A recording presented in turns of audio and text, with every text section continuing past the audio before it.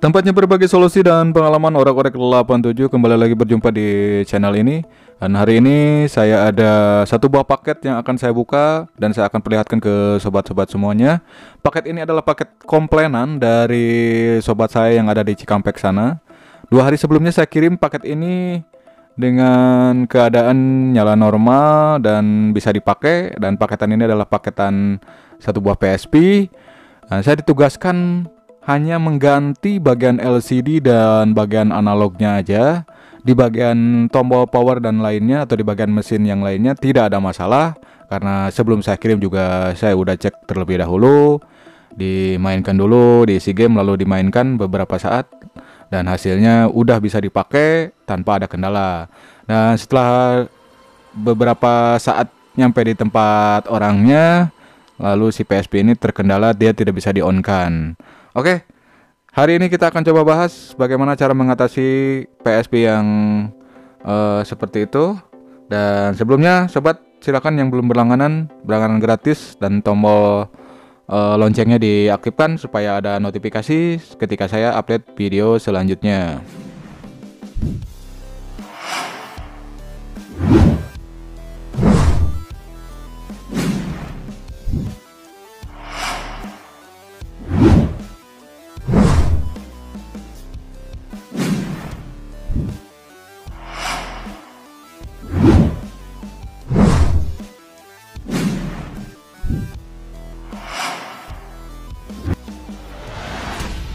Di bagian ini saya akan coba perlihatkan tangkapan layar dari pesan chat yang dikirimkan dari pemilik PSP ke chat pribadi saya. Dan ini adalah PSP yang datang lalu dikirimkan, dan setelah saya cek ternyata tidak ada masalah apapun.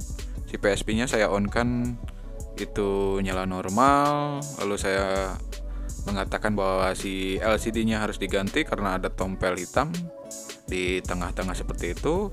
Lalu saya disuruh dan ditugaskan untuk mengganti, dan kebetulan di tempat saya ada si LCD-nya ya, jadi saya tinggal pasang aja untuk bagian LCD. Lalu saya cek di bagian analognya tidak berfungsi seperti video yang saya kirimkan. Ini video yang saya kirimkan melalui chat WA. Dan langsung saja saya diperintahkan juga untuk mengganti bagian analognya. Lalu saya sekalian untuk mengganti LCD, analog, dan casingnya ya. Casingnya karena udah rusak, jadi saya sekalian ganti untuk casingnya. Jadi di sini saya tidak mengganggu bagian power atau bagian mesin apapun. Jadi karena PSP-nya sudah nyala, jadi saya tidak melihat kerusakan yang lainnya, karena setelah dicek juga ini di-on-kan normal, lalu dicek-cek lagi juga tidak ada masalah di bagian mesin. Dan ini hasil untuk penggantian dari analog serta LCD. Nah, ini posisi LCD-nya sudah diganti dan sudah siap dipakai. Analognya juga saya perlihatkan dan saya foto ke orangnya. Dan di sini saya ditugaskan juga untuk mengganti bagian baterai yang harus dibeli, karena posisinya di tempat saya juga baterai lagi kosong. Ya, saya memutuskan untuk membeli di tempat lain. Posisi di toko tempat saya beli baterai pun saya foto, lalu saya kirimkan sebuah video. Ini posisi si baterai sudah saya coba di toko yang jual. Nah, ini saya kasih video untuk pengetesan. Lalu sudah itu tinggal kirim aja. Ini udah selesai, dan saya memutuskan untuk setelah pulang dari tokonya lalu saya packing dan kirimkan. Nah, ini ada hasil foto dari percobaan semuanya. Nah, ini ya, posisi PSP lagi proses saya bantu update supaya lebih enak untuk diajak bermain dan diisi game juga.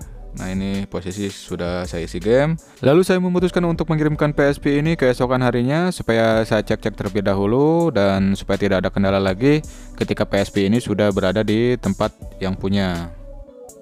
Jadi kalau melihat dari hasil history chat WA saya dengan pemiliknya, sobat bisa lihat bahwa saya tidak mengganggu bagian power ataupun bagian lainnya. Saya hanya mengganti beberapa bagian yang memang harus diganti seperti LCD, tombol analog, serta casing atau casing bagian belakangnya saya ganti.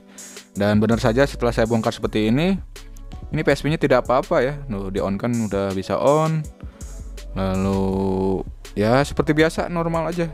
Ini nggak ada kendala sama sekali. Kemungkinan kalau PSP yang tidak bisa di on kan itu di bagian fleksibelnya ngegeser. Nah ini bagian PSP 1000.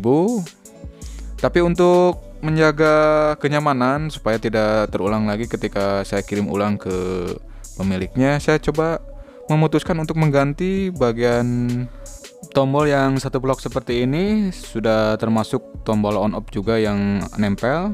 Sampai di akhir video kali ini, dan sengaja saya rekam untuk proses packing dan percobaan ini untuk sebagai barang bukti bahwa PSP-nya sudah bisa dikirim ulang ke tempat sobat yang ada di Cikampek sana. Dan ini adalah rekaman terakhir supaya sobat yang di Cikampek sana mungkin lihat video ini, bahwa saya udah tes berkali-kali, terus di on kan, di off kan lagi. Nah ini posisi saya langsung packing, dan sebentar lagi saya langsung kasih alamat penerima. Ini dibungkus dulu supaya aman di perjalanan. Inti dari pembahasan video kali ini adalah meyakinkan kepercayaan sobat yang udah jauh-jauh kirim ke tempat saya. Bahkan ada yang jauh dari luar pulau percaya ke tempat saya untuk diservis PSP-nya. Sobat juga nggak usah khawatir ketika ada komplainan seperti ini, saya layani dengan baik dan saya tidak menutup mata ya untuk segala komplainan yang masuk, baik via chat ataupun via Instagram. Pasti saya balas walaupun ya sedikit telat untuk membalasnya. Oke, mungkin untuk seri kali ini saya cukupkan sampai di sini dulu. Iwan langsung undur dari pamit dari hadapan sobat-sobat semuanya. Terima kasih atas segala perhatiannya. Assalamualaikum warahmatullahi wabarakatuh.